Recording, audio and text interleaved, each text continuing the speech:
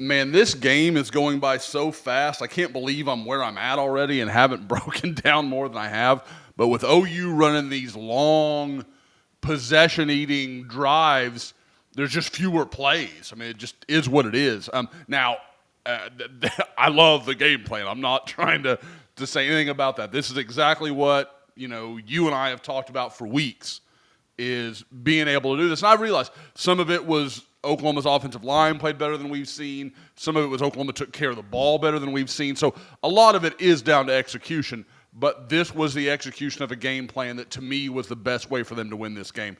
But we're going to talk defense here for a second. This is something we've seen OU people have success against OU with, and the way OU defends this particular play. I just watch Ethan Downs here at the bottom of the screen. Hang on. Sorry, let me mute. Okay. So watch him attack the ball. There's no, I'm going to wait. He's got Stutzman behind him. He knows it. Comes up and makes that play. And if he doesn't, then Milroe follows this puller around. Booker, Tyler, an outstanding player. There'd be no shame if Ethan Downs gets eaten up by that pulling left guard, because Tyler Booker is a long-time NFL guy waiting to happen. So if Downs hesitates here, and to his credit, I think he reads it because the back's gone, so he's like, there's no read here. I'm not having to do any of that. So you've got Booker pulling this way. Downs just flies upfield. There's no hesitation. There's none of that read action. And when he does, he slows Milroe down enough for the rest of the team to rally the ball, because if he doesn't, let's say Booker gets this block, then you've got Milroe one-on-one with Danny Stutzman. Now, we all think the world of Danny Stutzman. Danny Stutzman may make that play, but obviously if you can avoid one-on-one situation with Jalen Milroe, all the better. I don't want OU fans to lose sight. For what you saw on Saturday night, that's as bad as I've ever watched Jalen Milroe play, and I've watched multiple full games of Alabama. He is unbelievably gifted in the open field, and Oklahoma did an incredible job. That's full credit to Oklahoma. That defense, there's a reason in the report card I think I gave them the highest unit score I've ever given on offense or defense, dating back to some Riley offenses that we saw have some truly amazing performances. But yeah, so here, like I said, makes a big play here. Milroe almost certainly gets, 2 or 3 yards, makes it third and medium, very ambiguous pass run. It gives them some options what they can do, where now they're looking at 3rd and 12, and Oklahoma knows what they're looking at. They've got the 3 high safeties. Obviously, you got 2 corners playing off with Bowen, and I think that's Jacoby Johnson at the top. Yeah, and then Oklahoma, of course, gives them the yardage right back.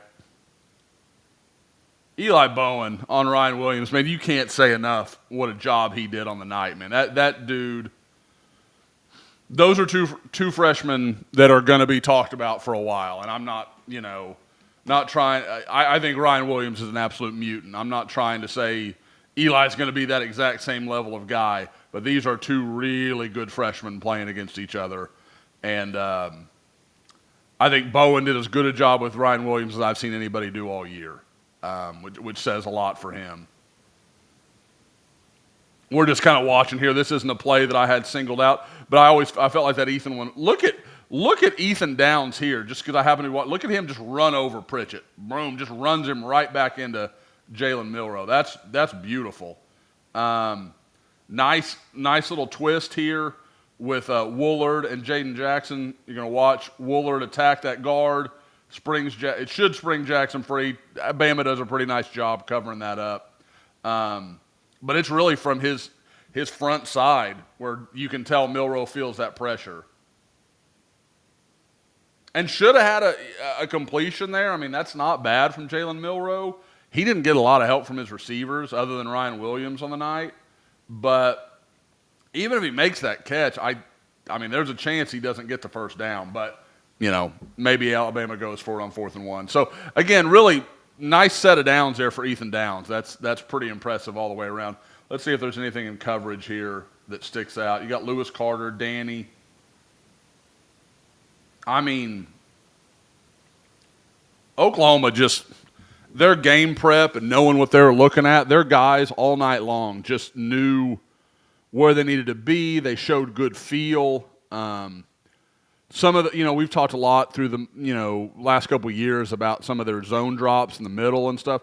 Man, they're clean here. This looked really good. And not to say that there weren't some moments, but there's gonna be. I mean, nobody's perfect. I don't care how good your defense is. There's gonna be cracks at times.